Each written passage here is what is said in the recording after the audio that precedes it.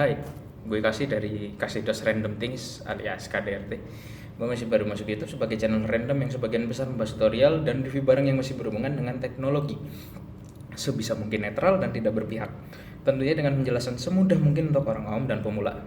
Oke, hari ini gue akan unboxing bekas HP bekas dari Jepang dengan harga 1,4 juta dengan spesifikasi yang masih bagus namun jarang dilirik karena kebanyakan orang cari garansi serta kabar isu-isu tentang email blokir yang mungkin saat ini masih belum berjalan.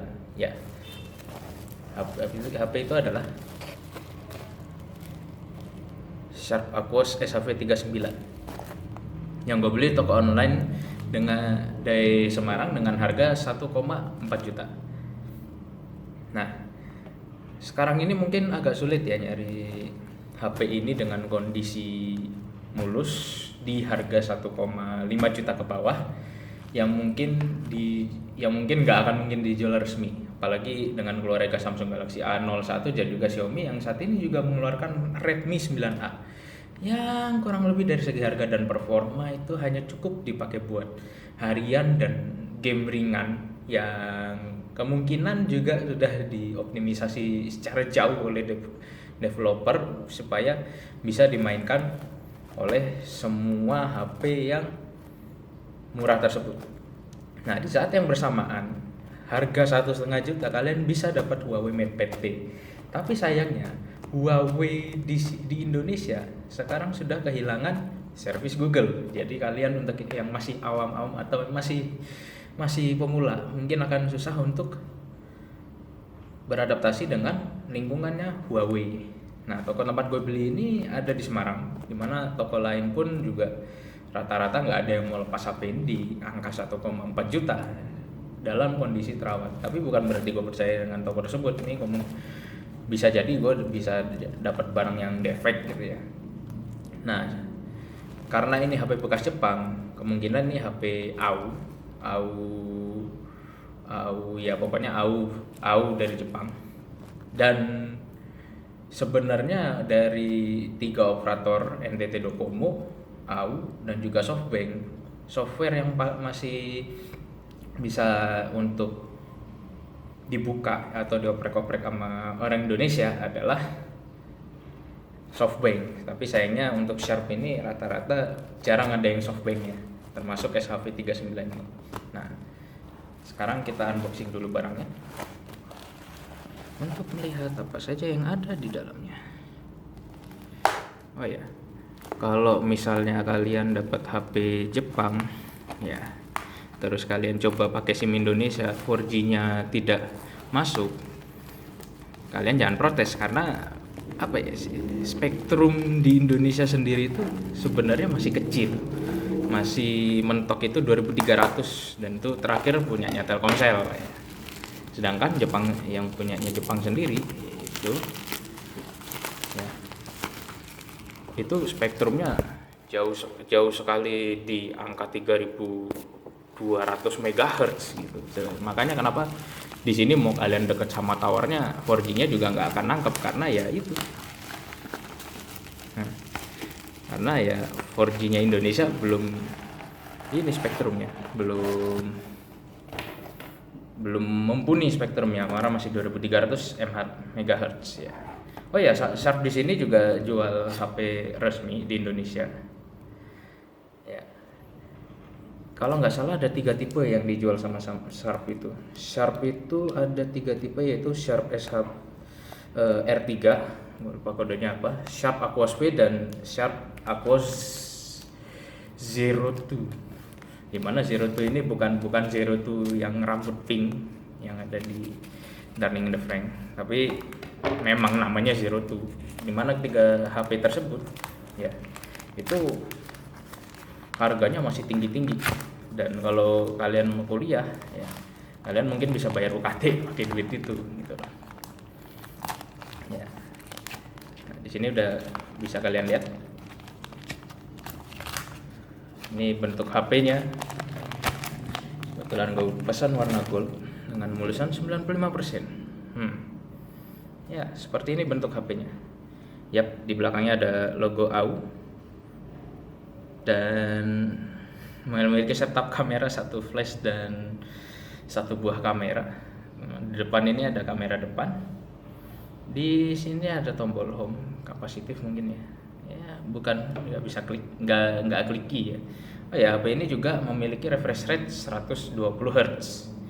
Dimana untuk jajaran HP 1,5 juta, refresh rate 120 Hz ini jarang banget ada di harga segitu. Apalagi gue jarang banget ketemu yang namanya refresh rate 120 Hz. Bisa 59 Hz saja di Samsung S7 yang gue pakai rekam ini. Itu udah bagus banget.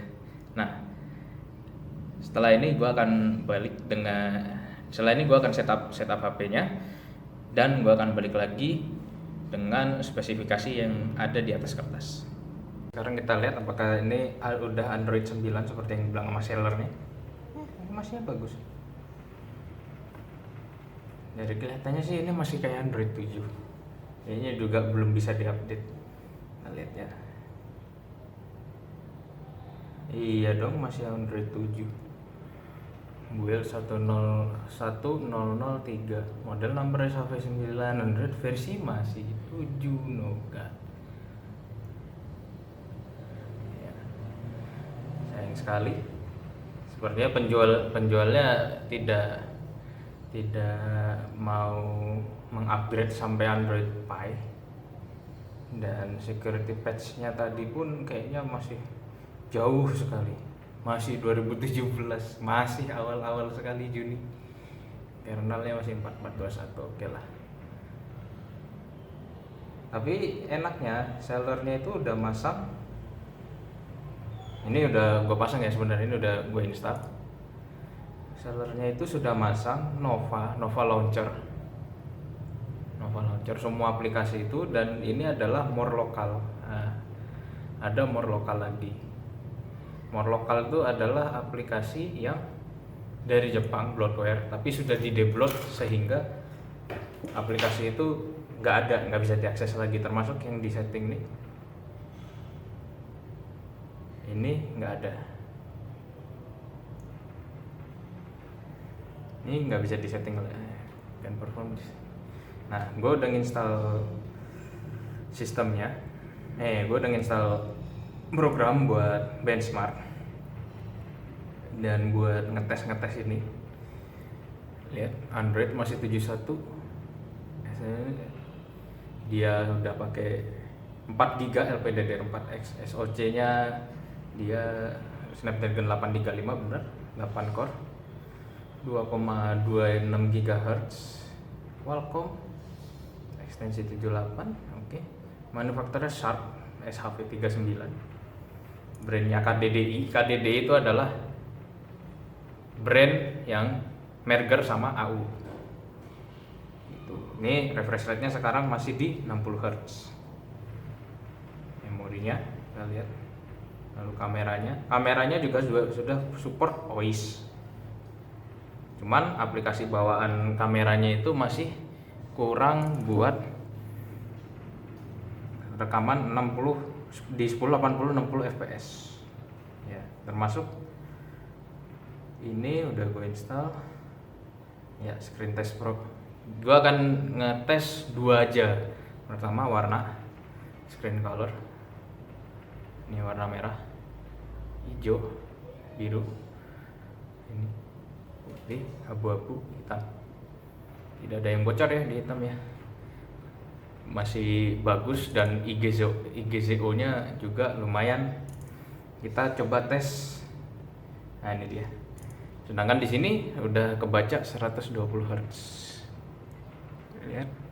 Dengan DPI yang sangat rapat sekali, 592 kali 360. Density-nya 640. Sangat rapat. Ya. OpenGL 540. Kita lihat bisa berapa multi touch dia untuk bermain game. Nih, 1, 2, 3, 4, 5. 6 nggak bisa, dia hanya support 5. Jadi untuk main game mungkin masih bisa, tapi kalau yang intens sekali mungkin kayaknya kurang. Udah sekian dari gua, kurang lebih mohon maaf. Kalau ada yang mau disampaikan silakan, kalau ada yang mau gimana silakan. Oke, terima kasih. Nantikan video impresinya nanti.